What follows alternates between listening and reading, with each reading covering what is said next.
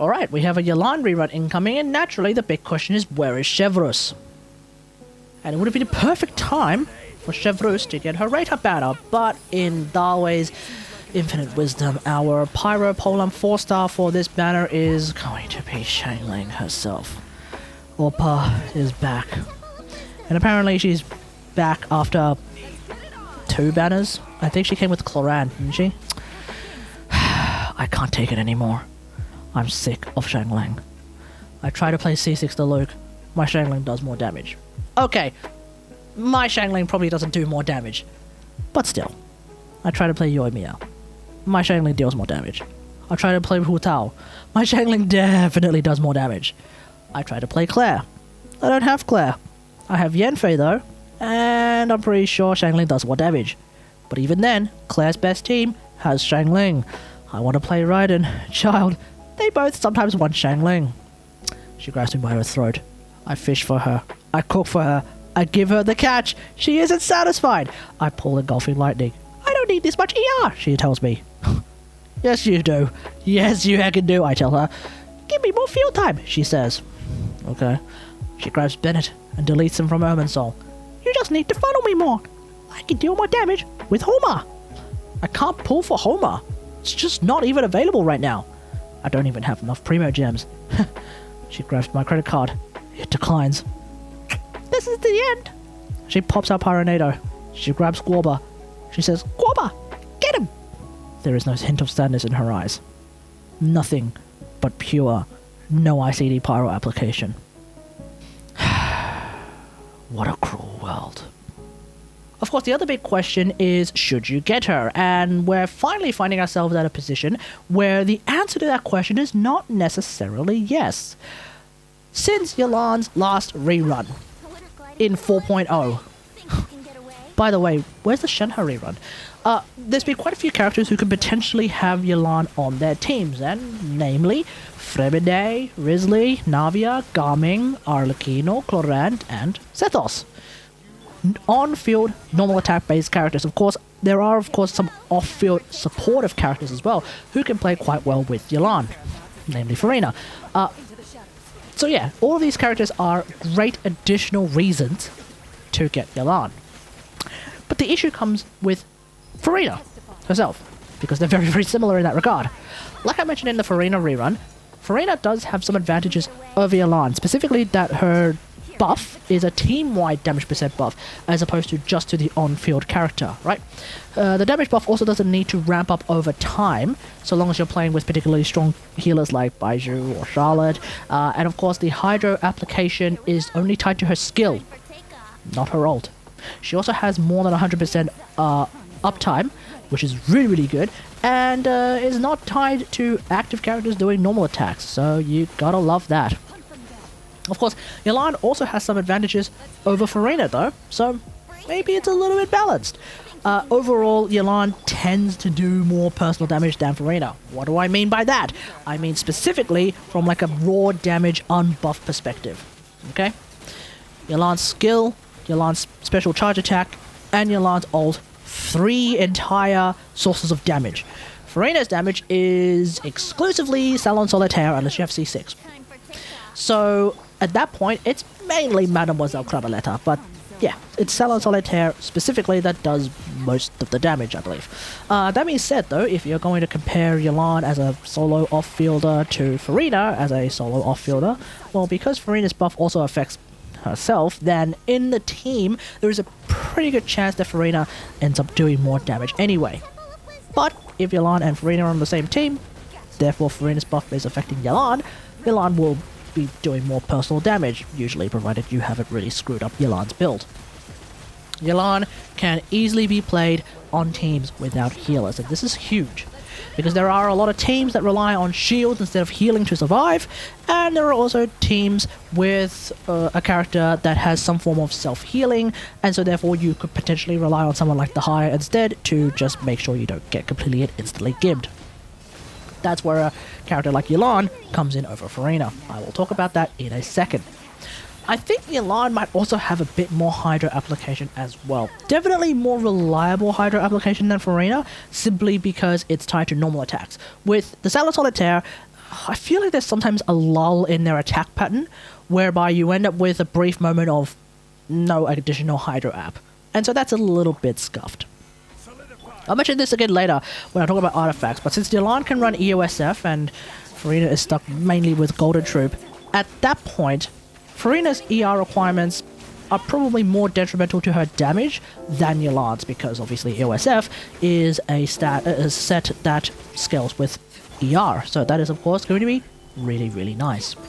So I think in the end, when it comes to figure out whether or not you want to get Yelan, if you really like Yelan, obviously get her, she's great. So that's it, end of story, I guess. But if you are kind of umming and ahhing, if you have Furina, you can probably skip Yelan. Do keep in mind that the Natlan characters are incoming, so that's going to be really, really good. But if you don't have Furina, well, we have no idea when the next Furina rerun will even show up. In fact, the first Furina rerun was later than other Archon reruns, so in that regard, I would probably recommend getting Yelan. In fact, dare I say, I would highly recommend getting Yelan. Some of the upcoming Natlan characters, without getting into details and spoilers, they will work pretty well with Yelan, as far as I can tell. So, definitely worth getting Yelan in that regard. Okay, what kind of teams do I still play these days with Yelan? Obviously, because she is a better, versatile Hydro character, there are a lot of teams that you can play with Yelan. So, let's look at 3 examples where you kind of would prefer Yelan over Furina. Or rather, 2 examples and then 1 with both of them in it. The first one is going to be AlHaitham, because on the, increasingly rare occasion that I actually play old mate AlHaitham, I would prefer playing Yelan over Furina, and the reason why is because if you want to play AlHaitham with Furina, you get screwed out of either Nahida or Shinobu. You could potentially try and save Nahida by playing some sort of full heals, full EM Dory, but even I haven't figured out how to do that. So to heal enough for Furina, you can't use Shinobu. She doesn't heal enough at all. That's the problem. You need someone like Baiju. And if you're going to bring Baiju, well, then you can't really bring Nahida, because you won't have enough team slots left. The alternative then is to basically play like Baiju Shinobu, where you have 2 healers for no reason, or you could play Baiju and Heresy Raiden Shogun. I don't like it, because it's heretical to it's heresy of the highest order. No. Either way, you lose out on Nahida, who tends to be a very, very valuable member of AlHaitham teams. That being said, though, it might not be such a bad idea if you're doing like 2 Quicken-based or 2 Dendro-based teams for Spiral Abyss, because you could just put Nahida on the other side. So then, no problems there. Either way, the Nahida-less variants of AlHaitham teams, i.e. AlHaitham, Furina, Baiju, and insert Electro character here, they're still pretty good, right? But the standard AlHaitham Quickloom teams, I think, would be a little bit stronger, and so you prefer Yelan over Furina.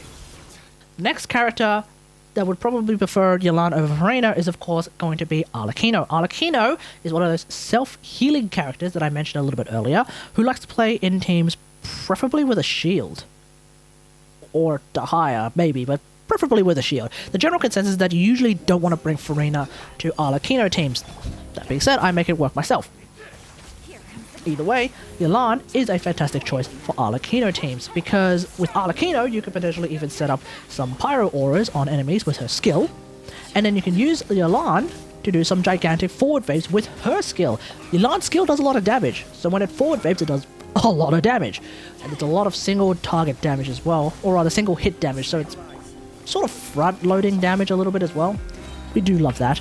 And then you don't have to pop Arlecchino's ult, because you're not playing with Furina.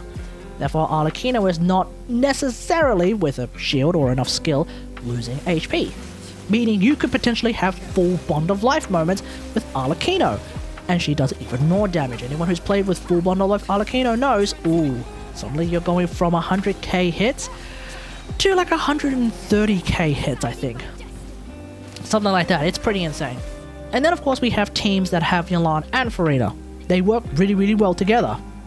There are a lot of double Hydro teams now that involve both of them, namely Mono Hydro with someone like Kokomi. Yenfei, I've made it work with her. I've not really tried this, but you can definitely make it work with Navia and Noelle. You could potentially play also Hu Tao Double Hydro. There's a lot of variants for her, but I personally prefer the plunge version.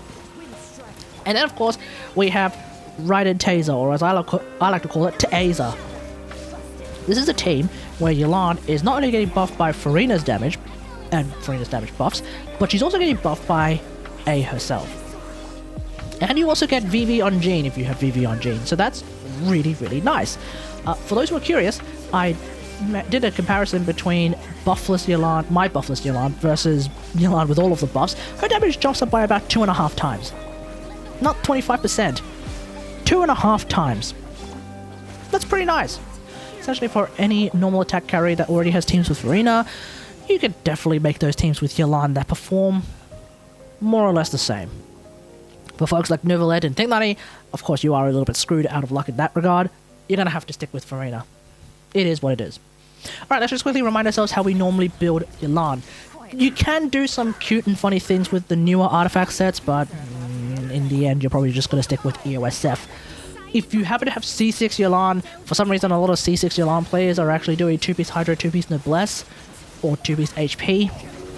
It's not like your ER requirements suddenly disappear though if you have high Constellation Yelan though, so I'm not really understanding it myself. But either way, it's what they use on the Akasha terminal, so it is what it is. I guess it's because with C6 Yelan you can also focus on charge attack damage as well, so there's that. Artifact substats, usually you would still go with ER Hydro Crit, unless you already have a lot of substats that give you tons of ER, like mine do. I have 180 ER without an ER sand. So at that point, you could use an HP sand. Or you can still run an ER sand anyway if you're desperate for energy, which is actually not a bad thing. You could also potentially run an HP cup with Furina teams. That's usually the case with Furina in general. I haven't really seen an increase in Yelan's damage in that regard, so this is definitely something where you want to test it against Masanori and see what happens. And of course, when it comes to Yelan's weapons, generally speaking, what's been working before pretty much works now. So Aqua Simulacra being her signature weapon is still her best in slot. Elegy is really good if you just want even more buffing coming out of her, and of course if you're desperate for energy, then Fav is really good. FGM being a newer bow that came with the Linny banner, it's alright. It's a stat stick. It's worse than Aqua Simulacra. If you have C6, I guess it could be less bad than Aqua Simulacra because you also get some special charge attack damage, which could be nice, but it's probably not going to be it. If one day we get an artifact set, let's say, that gives non-healers an ability to heal, and we have a character that can give the team some bond of life, maybe we can make Sigmund's bow work on Yelan. But right now, there's no way of getting those two other stacks of Sigmund's bow passive, meaning it's kind of crap. It is a big HP stat stick, but that's pretty much it. If you were to be able to get all 3 stacks and therefore get that 28% crit rate bonus at R1, maybe it's something to consider. Maybe. But yeah, at the moment, no, obviously not. And of course, when it comes to Yelan's Constellations, let's just remind ourselves that C1, which I have, is really helpful for energy generation. You still need a lot of ER, but you don't need as much ER, and you could potentially just do both skills in one part of the rotation instead of having to do it early and then come back later and do it again. This is kind of why Baiju C1 is also really strong. And I guess Shen Yun C1 is also just as strong as well. Otherwise, you could also potentially get 2 forward vape skills, which I've done before in like weird burning teams that are weird and burning, but that's something you can do as well. C2, you get some additional Hydro app, which could be used for, I may, at some point, not this time, but maybe one day I might go for C2, because I've noticed that my Yanfei teams are kind of somehow slightly lacking in Hydro app, somehow because of how Yanfei works.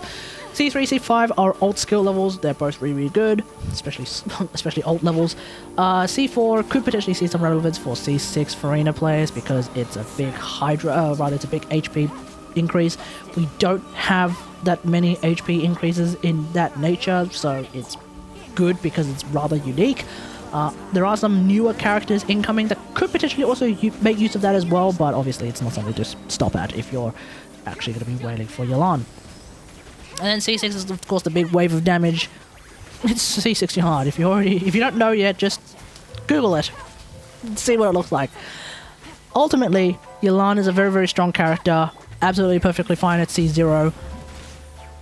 Pretty decent at C1. I've never had any real issue with her except for energy problems, I guess. So yeah, right now she has more competition in the form of Furina and of course Xingqiu. I've previously discussed the idea of Yelan over Xingqiu, who is someone I don't really use that much. I prefer playing Yelan 99.99% of the time over Xingqiu, but sometimes I play both of them simultaneously, especially with Hu Tao with Lithic Spear. That's when I actually bring out Xingqiu. Let me know what you think about all of this in the comments below. How do you feel about Yelan at the tail end of the Fontaine patch cycle as opposed to the start of the Fontaine patch cycle, which is her last rerun? Has your opinion of her changed over, I guess, the Fontaine patch cycle, and has your usage of her changed? Let me know in the comments. Always, hope you guys enjoyed. If you liked this video, hit that like button, subscribe for more, Genshin Impact action, and until next time, I will see you guys later. Thanks for watching. Bye.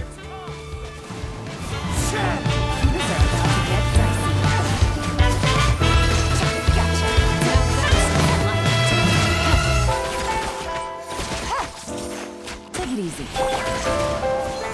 With the fall of darkness, destruction shall rise.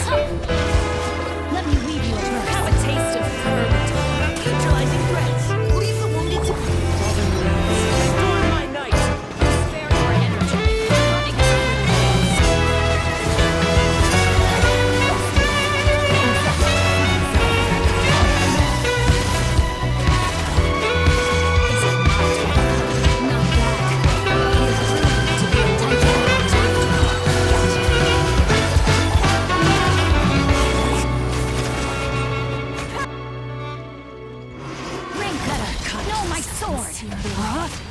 my blade is all that remains.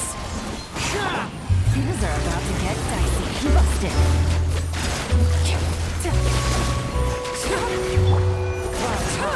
The birds come. Sundown is only the beginning.